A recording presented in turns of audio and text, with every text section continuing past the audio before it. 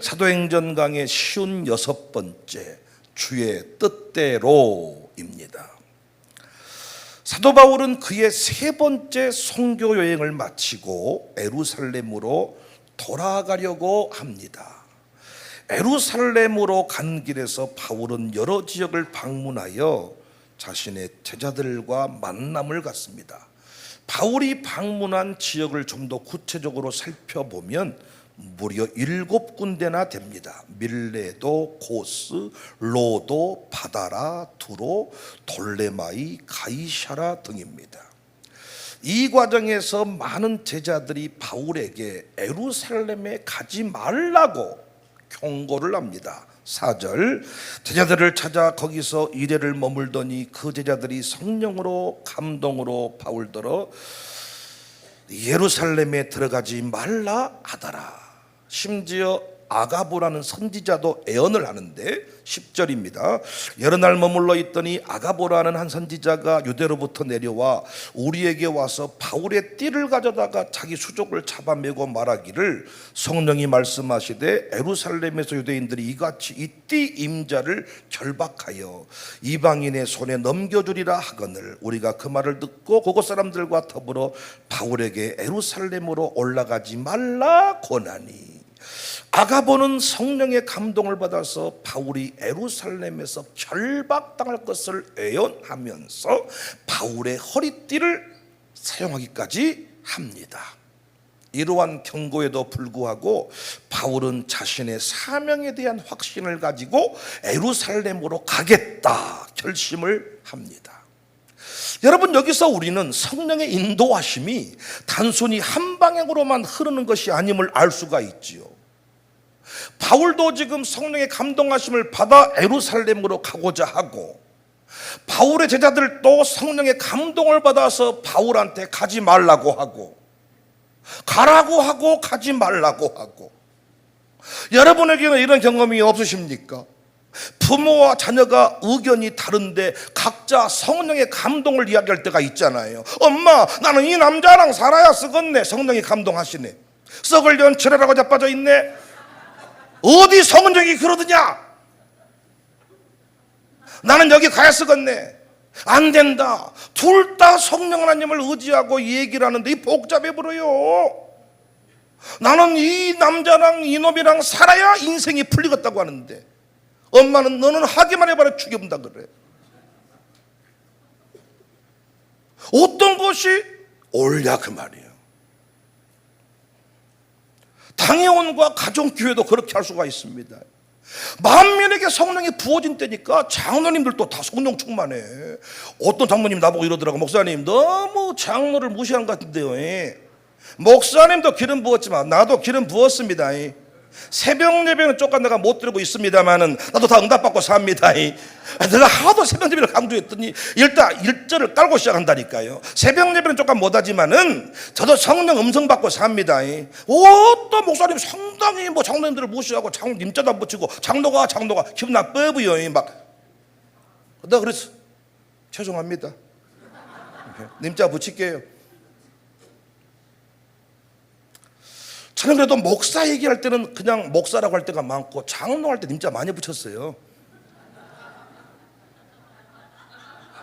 그러니까 상당히 자기 입장에서 자기도 성령 감동받고 사는데 상당히 목사님을 보니까 목사님만 뭐 기도하는 것처럼 성령 감동받은 것처럼 상당히 말해버리는데 기분 나빠본다 그 말이에요. 인정합니다. 가정교회 식구들도요, 양수사는 이렇게 하자고 할 때 누구 한 사람이라도 기도해봤는데 이건 아닌 것 같습니다. 그런데 바울을 만류한 두로의 제자들에게 바울이 말합니다. 13절에 바울이 대답하되 여러분이 어찌하여 우울한 내 마음을 상하게 하느냐? 나는 주 예수의 이름을 위하여 결박당할 뿐 아니라 예루살렘에서 죽을 것도 각오했다. 여기서 우러 마음을 상하게 하느냐는 왜 맥 빠지게 하느냐? 아니 궁금하잖아요. 아니 바울이 성령의 감동하심을 받은 게 옳은가? 제자들이 옳은가? 가야 되는가 말아야 되는가? 아니 말렸던 사람들도 성령의 감동을 따라 태어냈다는 겁니다. 누구의 말을 들어야 합니까? 여기서 우리는 중요한 신앙적 원리를 하나 정리할 필요가 있습니다. 제자들에게 또한 바울에게 예루살렘에서 여러 환난과 어려움을 당할 것이라는 사실을 성령이 예고해 준 건 사실이죠. 그죠? 다 예고해 주었죠. 바울에게도 어려움을 당한다, 제자들한테도 어려움을 당한다 그랬죠. 그런데 환난과 어려움을 당할 것이다 라는 감동은 둘 다 받았지만, 바울은 그러니 가야 한다는 거고 제자들은 그러니 가지 말라는 거야. 애연, 환난과 어려움을 당할 것이라는 애연은 둘 다 받았지만 해석이 다르네요. 그러니 가야 된다는 거고 그러니 가지 말아야 된다. 이해되십니까? 그러면 왜 당시 바울의 제자들은 환난과 어려움이 있으니 가지 말아야 합니다, 이렇게 어려움이 있다는 얘기를 가지 말라는 것으로 해석을 했을까요? 왜 그럴까요? 당시 교인들은 바울을 진심으로 사랑했기 때문입니다. 그러니까 인간의 감정이, 인간의 이성이 얼마든지 성령의 감동을 제한할 수가 있습니다. 그래서 우리는 성령의 감동을 따를 때 동기를 따져봐야 돼요. 동기. 성령의 감동의 최종 목적지는 하나님의 뜻입니다. 성령 감동의 최종 목적지는 어디라고요? 하나님의 뜻. 그러니까 바울의 제자들이 울면서 가시면 안 돼요, 그러니까 가면 안 돼요, 성령님이 그렇게 말했다니까요. 바울은 그 우는 가지 말라고 하는 동기를 따졌습니다. 그랬더니 하나님의 뜻입니까? 아니면 인간의 정입니까? 하나님의 뜻입니까? 인간의 정입니까? 인간의 정으로, 인간적으로 너무 목사님이 짠하고 목사님이 고난당한 것이 힘드니까 목사님 이제는 가지 마세요. 그래서 바울은 직진한 것입니다. 사도행전 9장 15절에 주께서 이르시되 가라, 이 사람은 내 이름을 이방인과 임금들과 이스라엘 자손들에게 전하기 위하여 택한 나의 그릇이라. 그가 내 이름을 위하여 얼마나 고난을 받아야 할 것을 내가 그에게 보이리라. 바울은 이 사명을 붙잡았습니다. 그래서 환난과 어려움이 있다고 하니까 가야 된다는 것으로 해석을 했습니다. 그런데 당시 교인들은 뭐라고 말했어요? 그러니 가면 안 된다고 했습니다. 이때 성령의 감동 최종 목적지는 어디라고요? 주의 뜻, 하나님의 뜻인데 인간의 정으로 이야기하니까 그 정을 넘어선 것입니다. 저희 어머니는 저를 만날 때마다 백목사, 윤영아, 이제는 일 좀 그만하고 편히 살아라, 무리하지 말아라. 우리 어머니도 기도해서 하시는 말씀이요. 무리하지 말아라, 편히 살아라. 의도를 파악해야 돼. 의도. 그 의도가 뭐예요? 아들 사랑.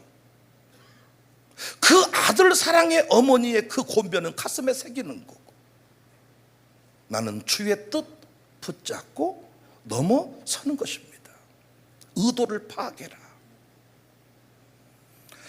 가룟 유다가 옥합을 깨트린 마리아를 향하여 허비한다고 했습니다. 요한복음 12장 4절에 제자 중 하나로서 예수를 잡아줄 가룟 유다가 말하되 이 향유를 어찌하여 300데나리온에 팔아 가난한 자들에게 주지 아니하느냐. 이 향유를 어찌하여 가난한 자들 중에 가난한 자들에게 주지 않느냐.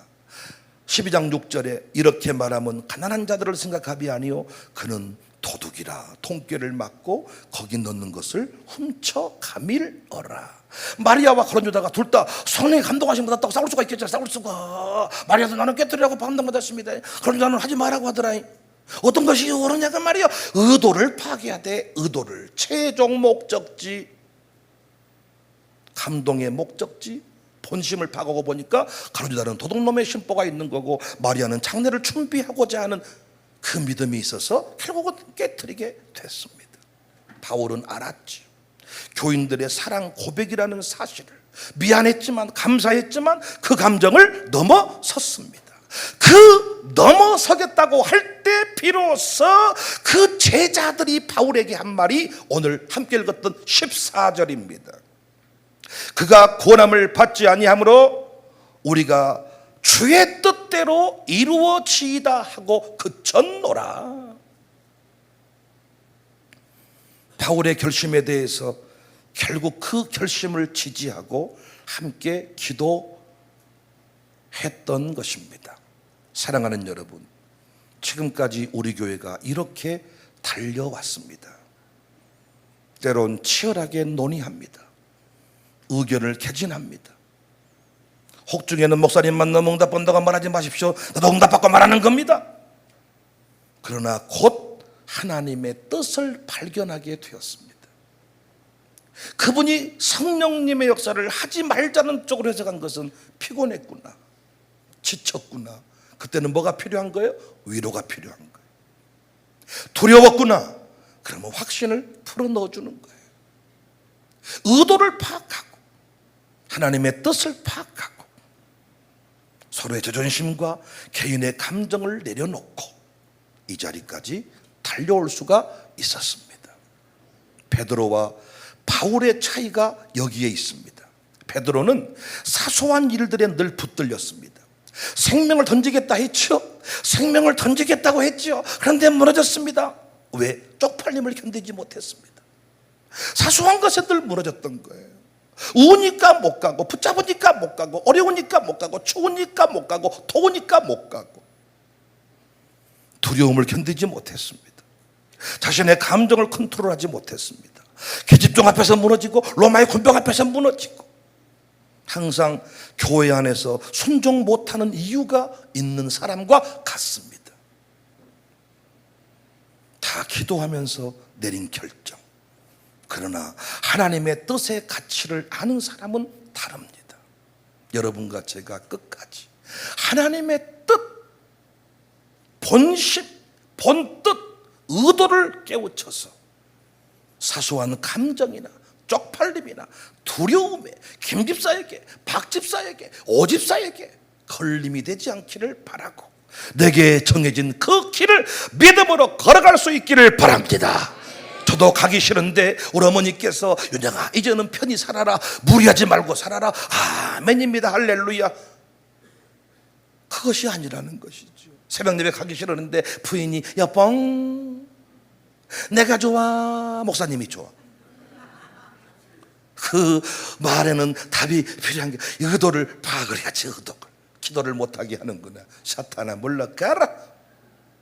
그리고 새벽에 나오는 겁니다. 기도하면서 내린 결정. 그러나 하나님의 뜻의 가치를 아는 사람 분명히 그 길을 걸어갈 수가 있습니다. 정치적인 삶을 살지 말고 하나님이 허락하신 그 뜻을 붙잡고 달려가는, 사람들의 환경과 조건에 휘둘리지 말고 그 말의 의도를 파악하는 거예요. 나를 두렵게 만드는구나, 나를 불안하게 만드는구나, 나를 사랑해서 하는 말이구나.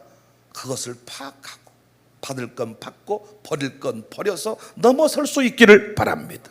아내가 나보고 뭐라고 뭔 얘기를 할 때 아내가 힘들어서 그러는구나, 힘든 것은 품어주면 되는 거고, 야 조심하라는 말이구나, 조심하면 되는 거고, 하나님의 뜻을 아내의 말 한마디에 의해서 요동쳐서는 안 된다는 것입니다.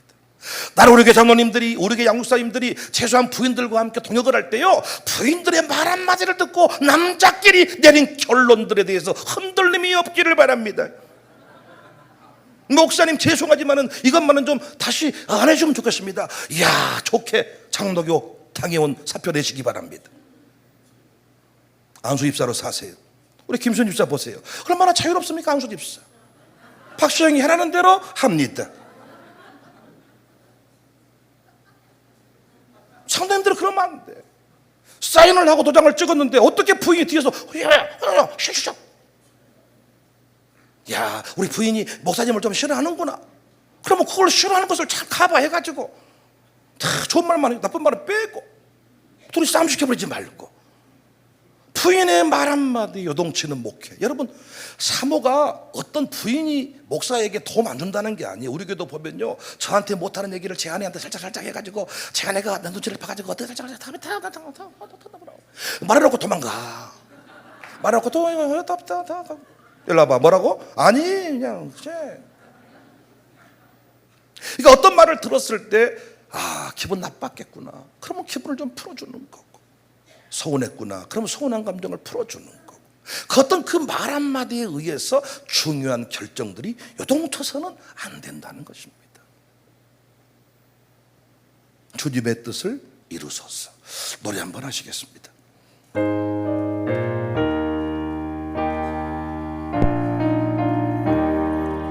주님의 뜻을 이루소서.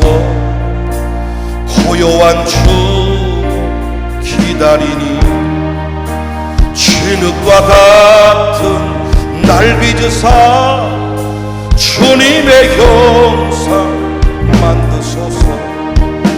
주님의 뜻을 이루소서.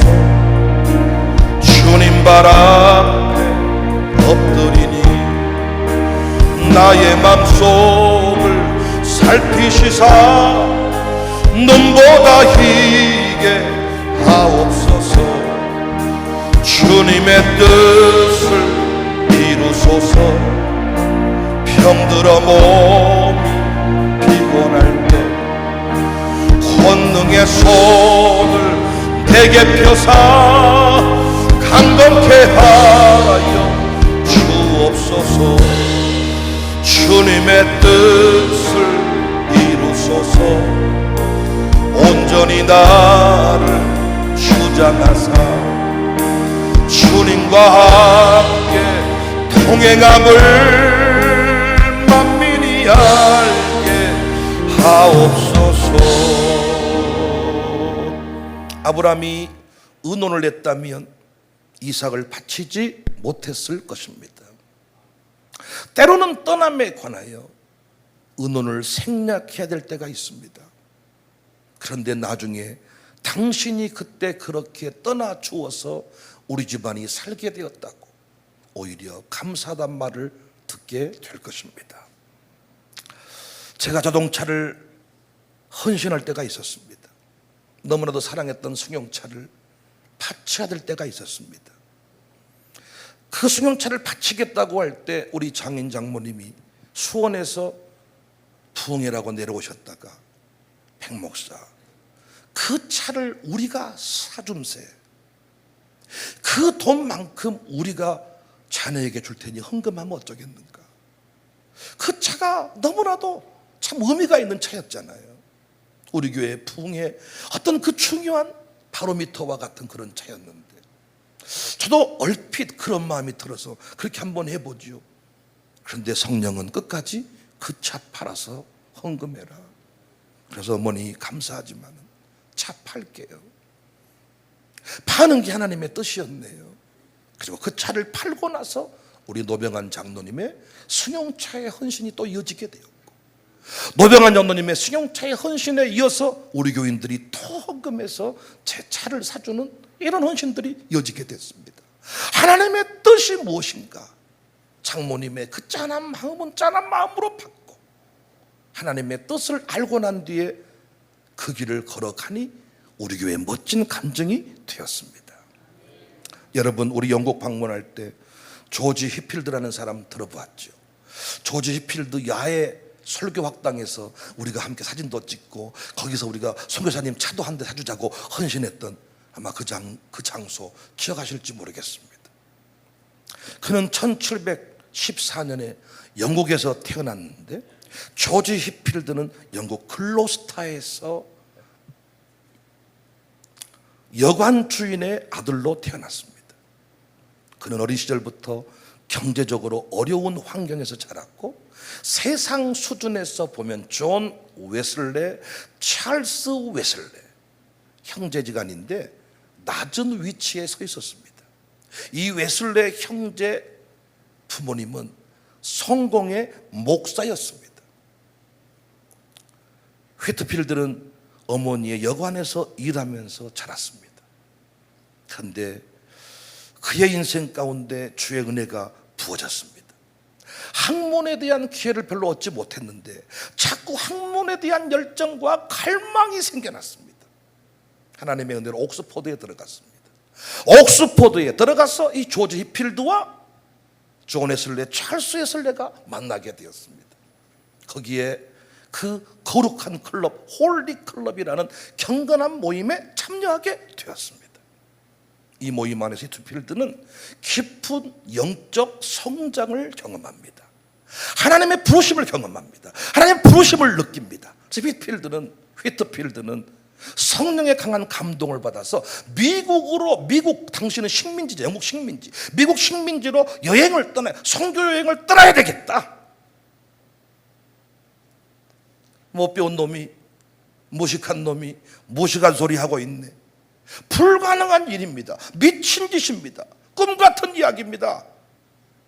미국 식민지에 가서 복음을 전해라. 선교 여행을 떠나라. 왜? 당시 물리적 거리와 여행의 위험성, 당시 18세기에는 항해 기술이 지금보다 훨씬 미흡해서 기상 조건이나 항로의 안전이 보장되지 않았거든요. 항해 중에 병 걸려 죽기도 하고 난파하는 경우도 있고 몇 달씩 심지어는 6주에서 12주 동안 배를 타고 건너가야 돼. 오늘날 비행기 타고 가면 한 7, 8시간이면 가는데, 지금도 우리가 영국 같은데 미국 같은데 가려면 어따 죽습니다. 좁아가지고 시차도 있고 힘들고 어려운데, 당시에 휘필드가 미국 식민지, 미국 가서 선교를 하겠다, 복음을 전하겠다, 이런 감동이 온 거야 갑자기. 그런데 환경을 보니까 어때요? 환경이, 물리적 거리, 이거는 갈 수 없는 거리야. 두 번째, 경제적 부담. 당시 휘필드는 선교여행을 위한 자금을 모아야 했는데 항해비용, 생활비, 사역비용, 아니 어디서 지금처럼 선교편지 쓰면 누가 도를 도와줍니까? 자기 먹고 살기도 어려운데 그때 선교라는 개념이 있었겠습니까? 그런데 그 비용을 만들어가지고 배를 타고 먹을 걸 챙겨가면서 그곳에 가서 생계 유지를 하면서 복음을 전해야 되겠다, 이런 감동이 온 거예요. 그러니까 환경을 보니까 돈이 없어, 경제적으로 어려워, 안 될 수밖에 없는 상황으로 봤을 때 성령이 역사하시는구나, 경제적으로 부담이 되는구나. 그런데 계속해서 너는 떠나야 된다, 너는 가야 된다, 감동이 와.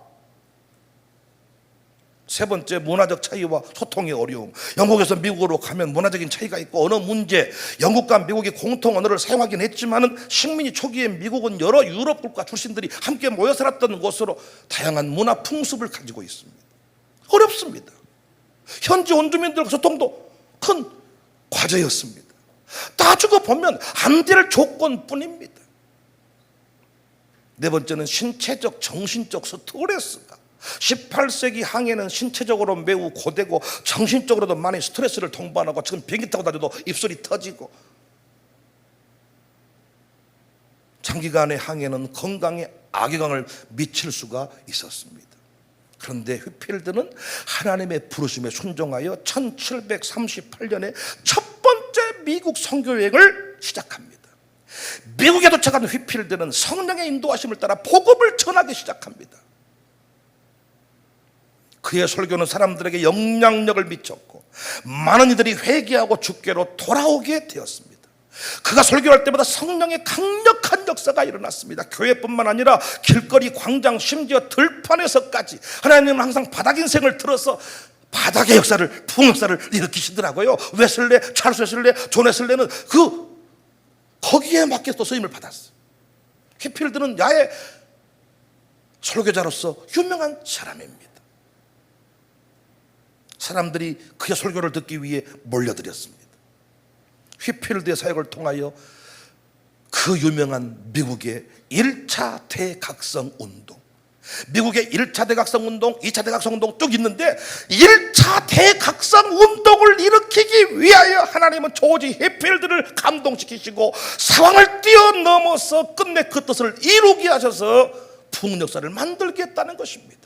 사랑하는 여러분, 똑같지 않습니까? 여러분과 저에게 환경과 조건을 따지고 보면 도무지 부흥 역사, 부흥 미션, 한국교회 살리는 일은 너무나도 우리 입장에서는 힘겨워 보이는데, 하나님은 때마다 시마다 우리에게 부흥의 역사, 부흥 미션, 한국교회 부흥 체험, 부흥 스테이, 이런 것들을 우리에게 허락하시고는 마룻바닥 부흥을 일으켜라, 한국교회 살려내는 교회가 될 것이다, 오르는 때마다 선포하고, 상황적으로 보면 어려웠지만은 그것은 감정으로 받지 아니하고 오히려 그것들을 떨구어내고 주의 뜻 붙잡고 달려갔더니 오늘 이 자리까지 우리가 설 수 있게 되었습니다.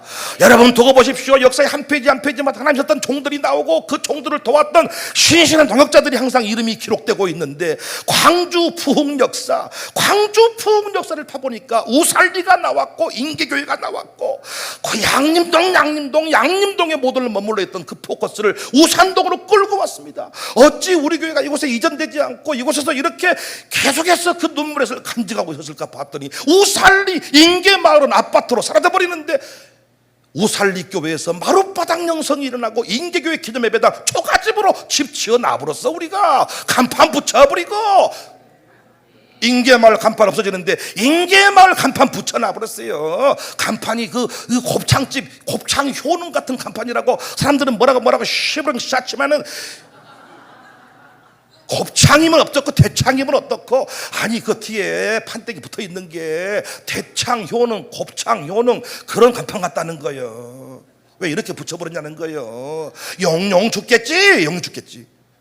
아니 곱창 간판이 뭐 어때? 인계교회 기념 인계마을 우살리라고 하는 이름이 거기 써져 있는데, 아니 금판에 써놓으면 뭐하고 은판에 써놓으면 뭐한답니까? 우살리가 아닌데. 우리가 우살리 아닙니까? 우살리. 우산동 그러면 못 알아먹어. 우살리 그리 알아먹지. 우살리 신가리 몰라요? 택시 타고 신가리 갑시다. 신가리. 우살리 갑시다. 우살리. 제가 택시 운전할 때도 마찬가지예요. 우살리 신가리 기억해. 우산동 그러면 북구 우산동이야. 역사에 우살리 교회가 나와. 우살리 교회가 상황이 어쩌고 저쩌고 많은 얘기가 있었지만, 힘들어서 그렇구나, 두려워서 그렇구나, 그것들에 매이지 않고 전진하고 주의 뜻, 부흥 미션, 수많은 미션이 있어. 월드 미션, 뭔 미션이 있는데, 청사교회는 부흥 미션. 그 부흥 미션을 위해 내가 너희 교회를 쓰겠다. 그래서 한국교회 부흥을 위해서 저희 교회가 부름받습니다. 수많은 지표가 있지만 항상 부흥이라는 단어에 제가 이 부름을 받습니다. 시티에서 40명이 관광버스 온다 그랬잖아요. 그들이 각자 차를 타고 오겠지만 버스 타고 오면 40명 버스 한 대로 올 숫자잖아요. 제가 구청장에 하고 싶은 얘기가, 이 동네 마을 주차장을 만들어주라, 공영 주차장을 만들어주라. 당신이 우리한테 돈 줄 일은 없고 공영 주차장만 만들어주면 좋겠다. 왜? 앞으로 밀려올 거니까. 사랑하는 여러분, 주님이 여러분을 부르신 이유가 있다고요. 청사교회로 인도하신 이유가 있다고요. 그 뜻을 붙잡으세요.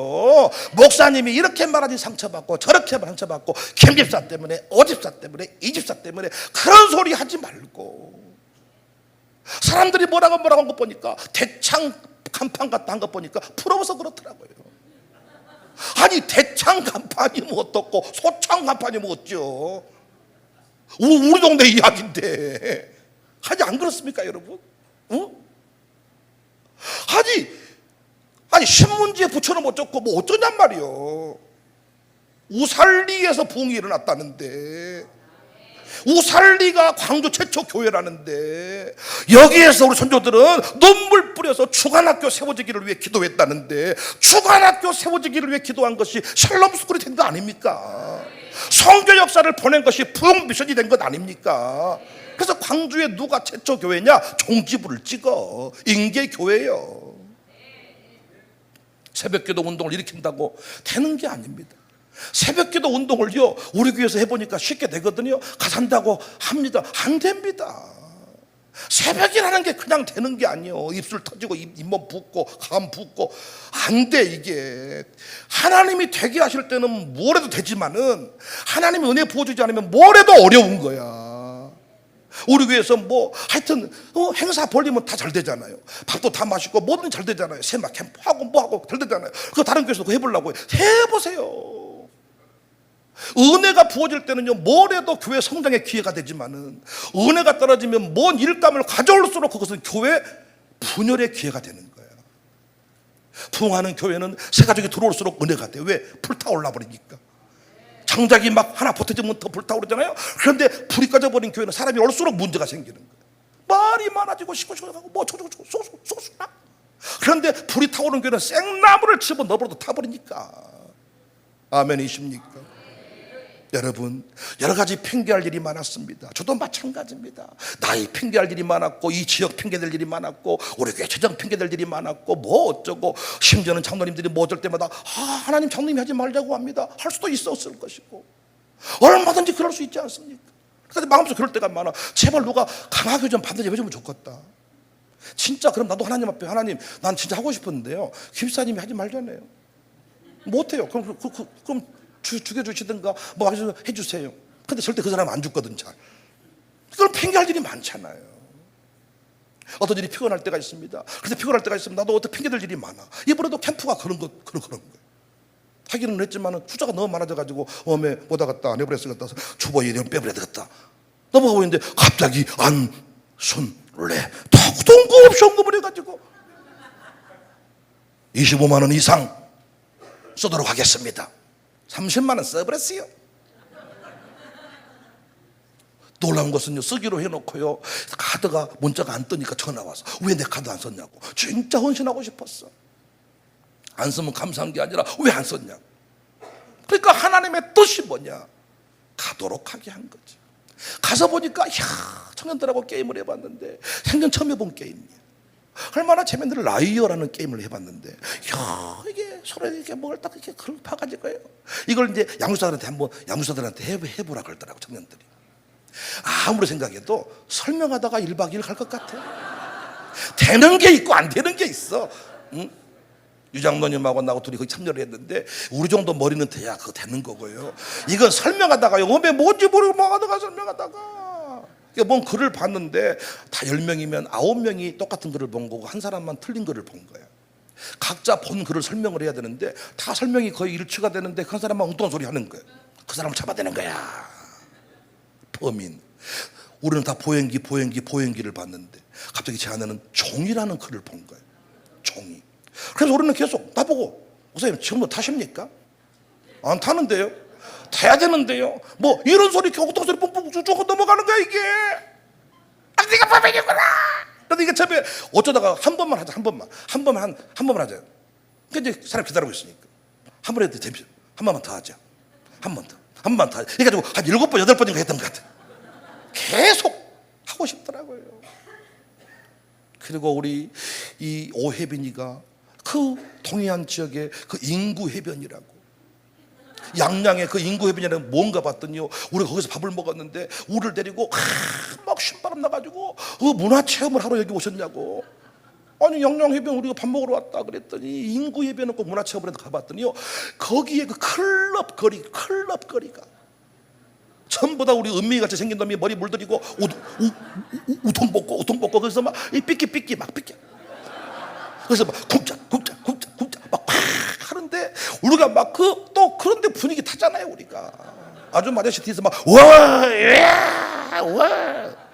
그 동네가 그날 물 배려버린 거죠. 아주. 아니 클럽에 막 이렇게 해야 돼. 우리가 보자, 아줌마 아저씨들이 막 슬리퍼 신고 막 와가지고 배려버린 거지. 데이트하러 갔다가 배려버린 거야, 내가 봤을 때. 그런데 혜빈이가 아주 감동하는 거야. 이야, 목사님 장로님이랑 이 예전에 그 술 취해서 방탕했던 거리를 문화체험으로 올지 몰랐다면서 막 아주 기뻐하고 막 이야, 얼마나 감사하고. 진짜 그 동해바다 삼척에서부터 쫙 그 바다를 보고 해변도로 쭉 걸어가다가 옥수수를 사가지고 바닷가에서 그냥 멍 때리면서 옥수수 뜯어 먹고, 또 바닷가에 가서 누군가는 나 잡아봐라 막 이러고, 이영호 장로가 가서 또 한번 살짝 또 밀어주고, 우리가 엄청난 파송, 임무를 줘서 파송을 했어. 가서 다 빠치고 와라. 그랬더니 가장 연약한 지온이 한 사람만 탁 밀고. 왜 그랬냐 물어봤더니 아줌마들은 물에 빠지면서까지 주먹으로 때려본다는 거예요. 아줌마들 몇 번 맞아본 뒤부터 아줌마라시 공격을 못합니다. 지온이나 물에 빠지고 돌아오고. 그런데 평생토록 잊을 수 없는. 하나님께서 그 정한 그 계획들, 핑계될 일이 많고 굳이 안 가도 누가 뭐 말할 수 없고, 어차피 또 그 떠나는 사람들 또 네 팀이 모여서 뭐 하자는 거야. 아니 파워쇼, 마루다르 팀, 그 다음에 방송팀, 거기다 또 한 팀 누구야? 파워워시 스테이팀. 이게 뭔 팀이요 이 팀이 도대체. 청년부 모임이요, 아줌마 모임이요, 권사님 모임, 집사님 모임이요, 장모님 모임이요. 나도 몰라 이것이 되겠냐.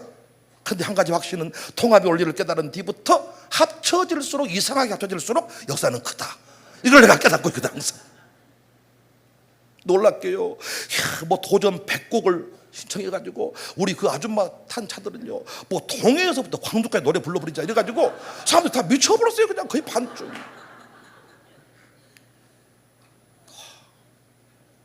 이 사람들을 하나님 여기 안 보내서 이걸 안 풀어냈으면 사고 쳤겠다.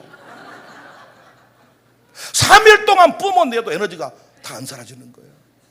이야, 하나님이 쓰러지기 직전에 이 압이 차 있을 때 여기 보내서 압을 뿜어냈구나. 사랑하는 여러분, 하나님이 우리를 통해서 이루시고자 하는 일이 있는데, 하나님, 아브라함이 하는 말이요, 부인이 엄청 싸나워요. 아들 갖다 바쳤다가는 차라리 네가 죽어라 하고 물고문 시킬지도 몰라요. 그래서 내가 아들 못 바치겠어요. 아브라함이 그러지 않았잖아. 부인이 무서워서 아들 갖다 바쳤다가는 아들 갖다 바쳐 네가 죽어라. 내가 부인을 못 이기거든요. 그래서 나는 못해요. 핑계댈 수가 있는데 의도를 깨닫고 하나님의 뜻을 깨닫고 두려움을 깨닫고 장애를 깨닫고 일어서는 것입니다. 계속해서 여러분이 신앙생활 해보시면요, 식구들이 시비를 겁니다. 안 한다 그러고 니는 하라 그러고 어쩌고 저쩌고 핑계를 댑니다. 결론은 그거야. 이래도 할 거냐 이걸 묻는 겁니다. 이래도 할 거냐 이걸 묻는 겁니다.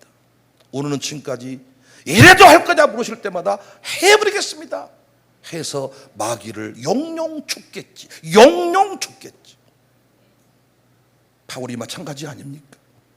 성령의 감동하심으로 말했다는데 가지 말라는데 환히 헷갈릴 수 있습니다. 그때 필요한 게 주의 뜻을 깨닫는 거예요. 주의 뜻. 주의 뜻이 무엇인가? 그렇게 말하는 의도가 무엇인가? 장모님이 몰라서 그랬구나. 설명해 주는 거. 주의 뜻을 붙잡고 길을 걸어가면 하나님이 반드시 1차 대각성 운동의 주인공으로 조지 히필드가 쓰임받을 줄 꿈에도 몰랐어. 여간집 아들이라니까요. 미국을 감히 간다고 생각도 못했다니까요.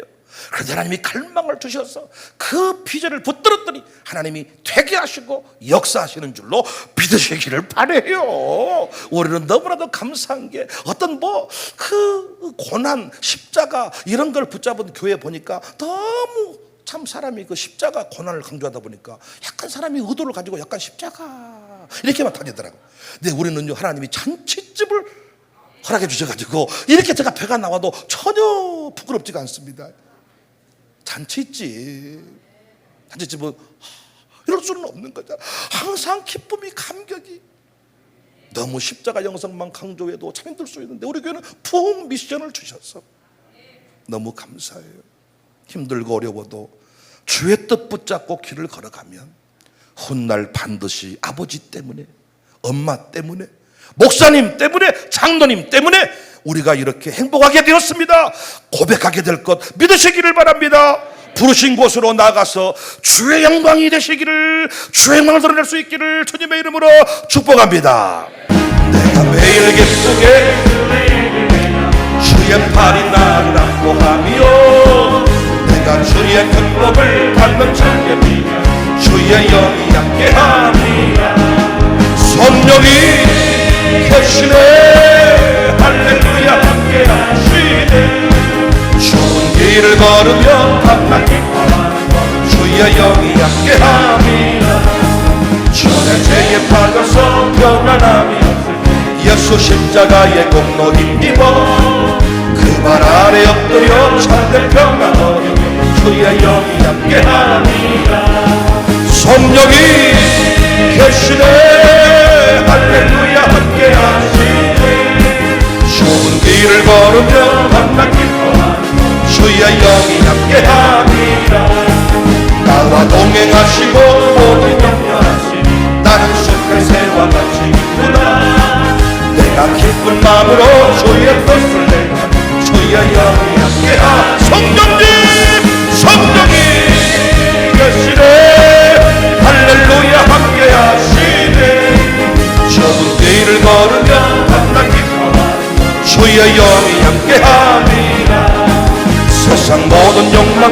나의 모든 능력은 십자가의 힘이었을 나는 어둠 밤이 지나도 무거운 짐 없으니 주의 영이 함께하니라. 성령이 계시네 할렐루야 함께하시네. 좋은 길을 걸으며 하나님과 주의 큰 권세 주께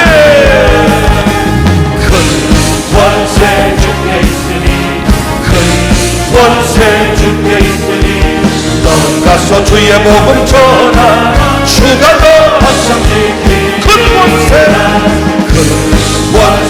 주께 있으니 큰 권세 주께 있으니 너는 가서 주의 복음 전하 주가 너 큰 권세 주께 큰 권세 주께 주님 감사 주께 있으니 너는 가서 주의 복음 전하 주가 너 항상 지키 두 손 높이 들고 큰 권세 주께 큰 권세 두려워하지 맙시다. 포기하지 맙시다. 핑계하지 맙시다. 주의 뜻대로 십자가 내게 주어진 길을 걸어가면